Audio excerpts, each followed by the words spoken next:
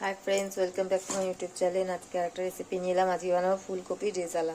তার জন্য আমি জল গরম বসিয়ে দিয়েছি। এবার দিয়ে দিলাম নুন আর হচ্ছে ফুলকপিগুলো কেটে জলে চুবিয়ে রেখেছিলাম।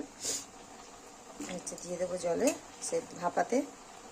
জলে ভিজিয়ে রাখলে পোকামাকড় থাকলে বেরিয়ে যায়। নুন দিয়ে দিয়েছিলাম একটু। আর আমি ফুলকপিগুলো একটু ভাপাতে দিয়ে দেবো।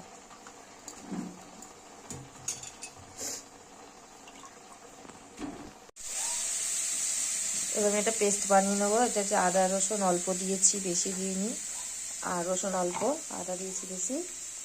হচ্ছে পেঁয়াজ, বড় সাইজের পেঁয়াজ, একটা টমেটো বড় সাইজের, আর হচ্ছে চালমগজ, কাজু বাদাম, চীনা বাদাম দিয়ে পেস্ট করে নেবো একসাথে। জিরে ধনে দুটো দিয়ে দিয়েছি, দিয়ে আমি পেস্ট করে নেবো। এটা ভাপানো হয়ে গেছে। এবার আমি এগুলোকে ছেঁকে তুলে নেব। তেল বসিয়ে দিয়েছি। এবার ফুলকপিগুলো আমি ভেজে নেব।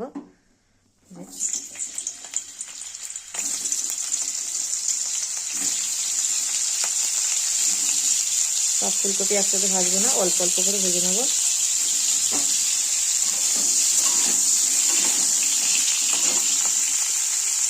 নুন দিয়ে দেবো, হলুদ দেবো না, সাদা রেজালাটা সাদা বানাবো।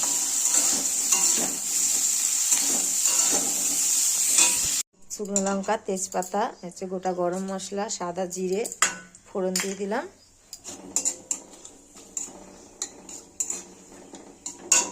দিয়ে আমি যে মশলাটা পেস্ট করে রেখেছি, এই যে এটা দিয়ে দেবো।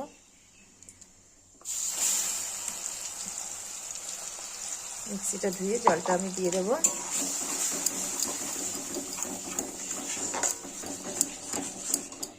মিক্সি দিয়ে জলটা দিয়ে দিয়েছি। আর হচ্ছে লঙ্কার গুঁড়ো দিয়ে দিয়েছি, হলুদ দেবো না। আর হচ্ছে একটু চিনি দিয়ে দেবো। মশলাটা কষিয়ে নেবো ভালো করে।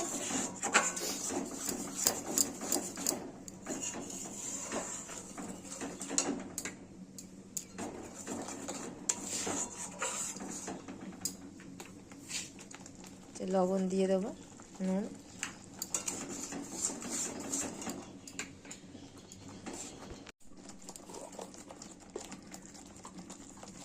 এবার একটু গরম মশলা দিয়ে দেবো।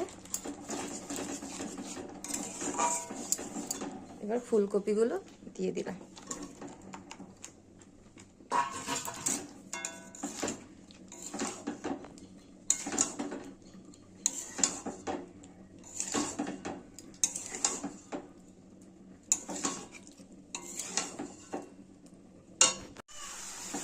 ওইটা কষানো হয়ে গেছে।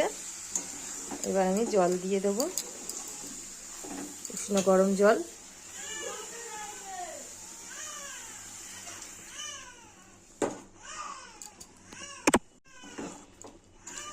নেড়ে চাপা দিয়ে দেবো। ফুলকপিটা ভাপানোই আছে, সেদ্ধ হয়ে গেলে লাগিয়ে নেব।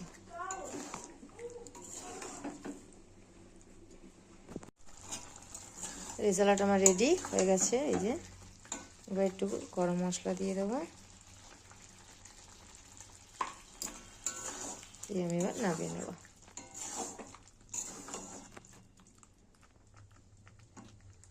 রেজালাটা হয়ে গেছে, বের করে নিয়েছি আমি।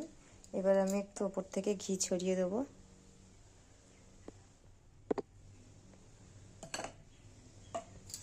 আচ্ছা, ধনে পাতা দিয়ে দেবো।